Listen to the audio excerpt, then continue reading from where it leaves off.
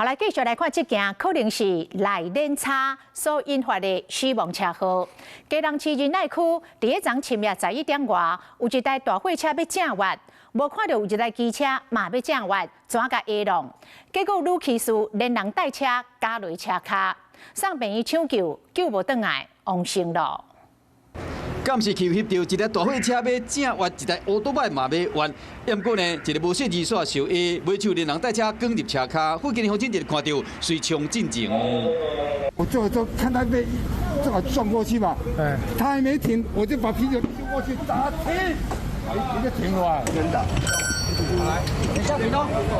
伫车卡附近人袂顶袂动，消防人员赶紧救人。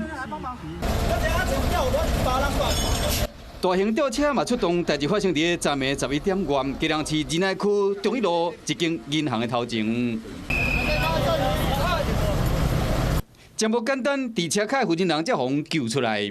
那我们来到现场，他已经被压在那个后轮的地方，还有脉搏跟呼吸。那我们赶快就把他送长庚医院。